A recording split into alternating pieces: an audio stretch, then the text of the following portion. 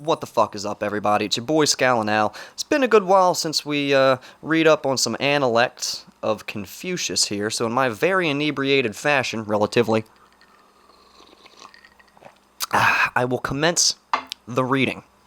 So, we left off on Book 6, and we're picking up on Book 7. So, Book 7, Number 1. The master said, I transmit but do not create. Being fond of the truth, I am an admirer of antiquity. I venture to be compared with our old Pang. 2. The master said, I silently accumulate knowledge of things. When I study, I do not get bored. In teaching others, I do not grow weary, for these things surely present me with no difficulty. 3. The master said, the failure to cultivate virtue, the failure to put into practice what I have learnt, hearing what is right and being unable to move towards it, being unable to change what is not good. These are my worries. Number 4. When the master was at leisure, he was relaxed and comfortable. 5. The master said, extreme is my decline. It is long since I last dreamt I saw the Duke of Zhao. 6. The master said, set your heart on the way. Base yourself on virtue, rely on humaneness, and take your relaxation in the arts. 7. The master said, from the bringer of a bundle of dried meat upwards, I have never refused instruction to anyone. I like that line. He's basically saying, no matter who you are, I have never refused instruction to anyone. I will teach you. 8. The master said, to those who are not eager to learn, I do not explain anything, and to those who are not bursting to speak, I do not reveal anything. If I raise one angle and they do not come back with the other 3 angles, I will not repeat myself. 9. When the master was eating alongside someone in mourning, he never ate his fill. 10. If on a certain day he had wept, the master did not sing. 11. The master said to Yan Hui, to take action when employed and remain in store when dismissed. Surely only you and I have this capacity. Zilu said, if you, master, were leading the 3 armies, then who would go with you? The master said, I would not go with anyone who had no regrets if he died tackling a tiger with his bare hands or crossing the Yellow River without a boat.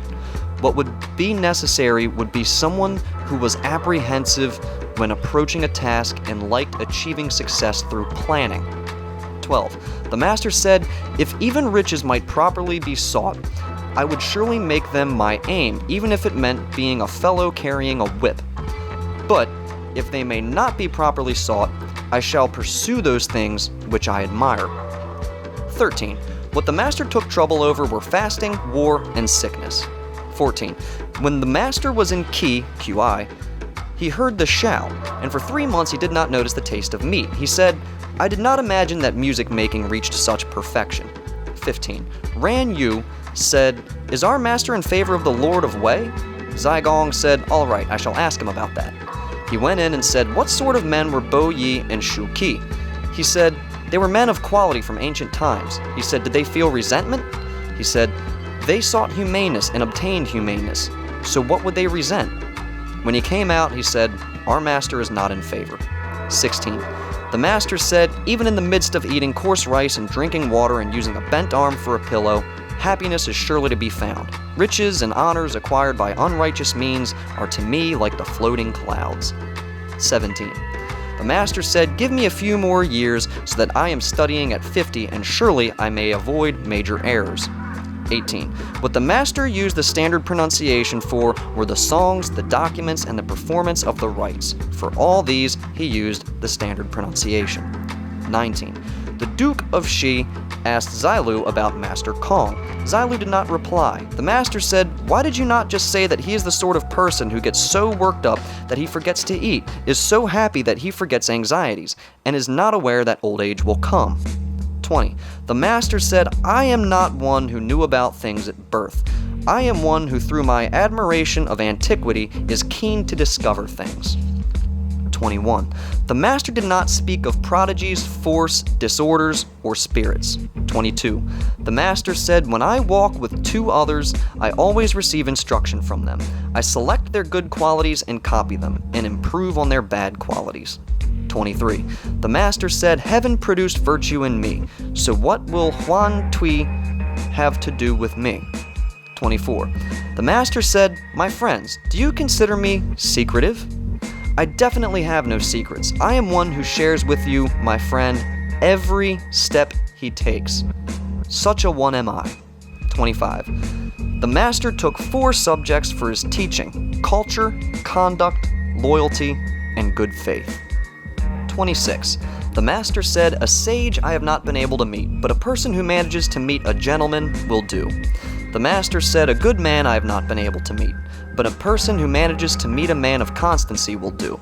But when people pretend to possess things they do not have, pretend to be full when they are empty, pretend to be prosperous when they are in straitened circumstances, it is indeed difficult to maintain constancy. 27. The master used a line, but did not trawl for fish. He used a corded arrow, but did not shoot at sitting targets. 28. The master said, surely there are people who achieve something without knowledge, but I, for my part, lack this characteristic. To hear much and select the good points from it and copy them, to see much and remember it constitutes an inferior variety of knowledge. 29. In Hu village, it was difficult to hold conversations with the people, so when a lad presented himself, the disciples had their doubts. The master said, I shall be associating with his coming into my presence, not with what he does after he has withdrawn from it, just what you are being so serious about. If a man purifies himself in order to be admitted into my presence, I am associating with the fact he has been purified, and I am not vouching for his past. 30. The master said, is humaneness really so far away? If we ourselves wanted humaneness, then humaneness would arrive. 31. The minister of crime of Chen asked whether Duke Zhao understood the rites. Master Kong said he understood the rites. When Master Kong withdrew, he bowed to Wu Ma Qi and made him come forward. He said, I have heard that gentlemen do not have favorites, but surely the gentleman does. The ruler took to wife a lady of Wu with the same surname as himself, but called her Wu Meng Zi. If even he understood the rites, who does not understand the rites? Wu Ma Qi reported this. The master said, I am unfortunate. If I have faults, other people are certain to be aware of them. 32. When the master was singing with others, he always had the good bits repeated before joining in. 33. The master said, in making an effort, I am comparable with others. But as to myself being a gentleman in practice, I have never yet managed to achieve that. 34. The master said, as for being a sage or a humane man, I would not surely presume to be such. On the other hand, it may simply be said that I do not get tired of aiming for this and do not grow weary of teaching others. Gongxi Hua said, it is just that we disciples are incapable of following your example. 35. The master was gravely ill and Xilu requested to say a prayer. The master said, does such a thing happen? Xilu replied, yes it does. The prayer for the dead says, we pray thus to the spirits above and below. The master said, my prayers have been going on for a long time. 36. The master said, if one is extravagant, then one becomes imprudent. If one is frugal, then one becomes inflexible. It is better for one to be set in one's ways than imprudent. 37. The master said, the gentleman is calm and peaceful. The small man is always emotional. 38. The master was genial and yet strict, imposing and yet not intimidating, courteous and yet at ease. And so ends Book 7. And then we can begin Book 8. Let me hit my Bloody Mary here real quick. Alright, let's keep trucking along here. Book 8. Number 1. The master said, surely Tai Bo may be said to have reached the extremes of virtue. 3 times he renounced the right to rule over all under heaven. but the people had no chance to offer him praise. 2. The master said, if one is courteous but does without ritual, then one dissipates one's energies. If one is cautious but does without ritual, then one becomes timid. If one is bold but does without ritual, then one becomes reckless. If one is forthright but does without ritual, then one becomes rude.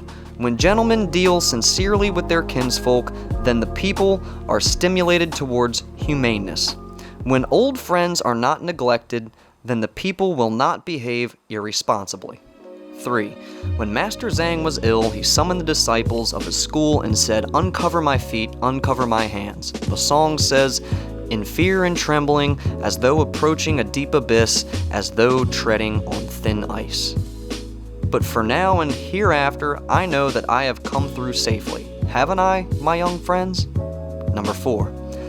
When Master Zhang was ill, Mang Jingzi asked after him.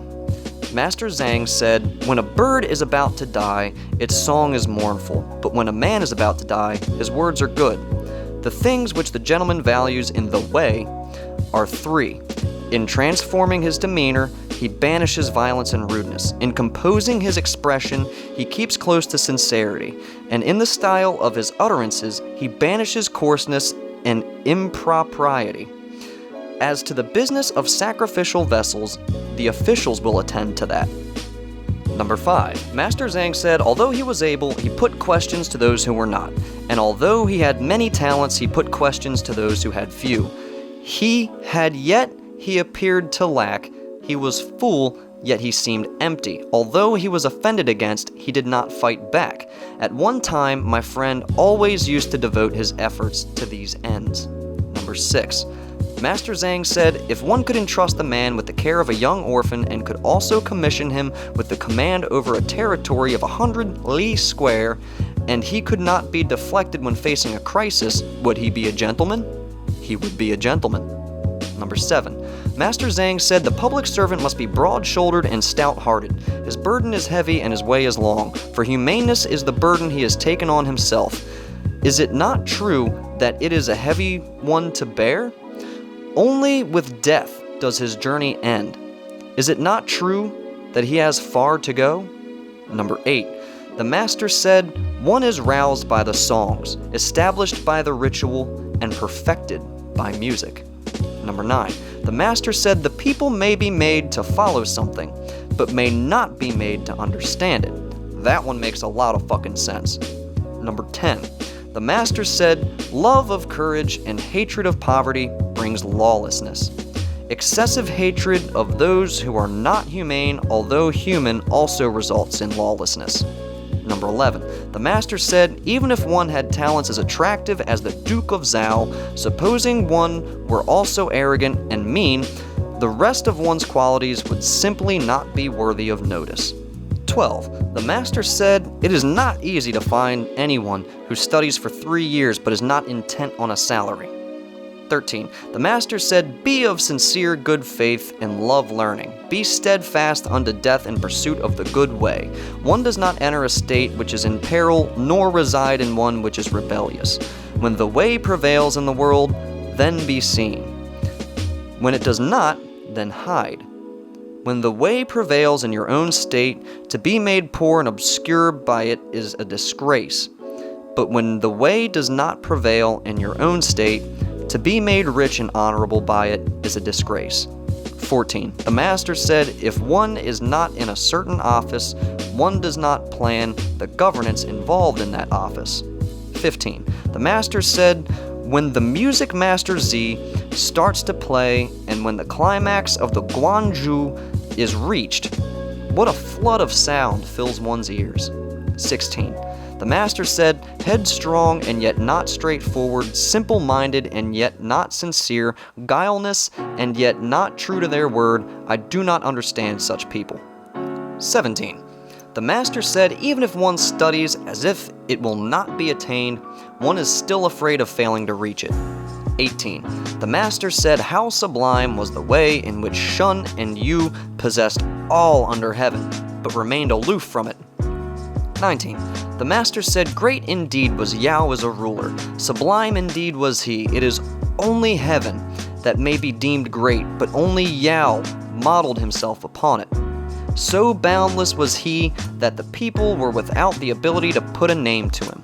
Sublime was he in the works which he achieved, and glorious in the accomplishments which he possessed. 20. Shun had 5 ministers, and all under heaven was well governed. And King Wu said, I have 10 ministers who are skilled in government. Master Kong commented, is it not true that talent is hard to find? At the time of Shun's ascension, things are thought to have flourished, and with a woman among King Wu's ministers, there were in fact only 9 men. Yet he held 2/3 of all under heaven, and with this served the yin. The virtue of Zhao may indeed be called perfect virtue. 21. The master said, in you, it seems there is no fault as far as I am concerned. Although he ate and drank abstemiously, he displayed the utmost devotion towards the ghosts and spirits. Although normally he wore poor garments, he displayed the utmost elegance in his sacrificial robes and headdress. He lived in humble dwellings, but devoted all of his energies to drains and ditches. In you, it seems there is no fault as far as I am concerned. And so ends Book 8. So those are the 2 chapters for this episode. Hope you guys are enjoying this. Be sure to check out our actual podcast aside from this book reading, and let us know what you think. I love you. ScowlingAl out. See you for chapter 9. I've got a bike, you can ride it if you like. It's got a basket, a bell that rings and things to make it look good. I'd give it to you if I could, but I borrowed it. You're the kind of girl that fits in with my world. I'll give you anything, everything if you want things. I've got a cloak, it's a bit of a joke. It's got a tear up the front, it's red and black, I've had it for months. If you could look good, then I guess it should. Fuck.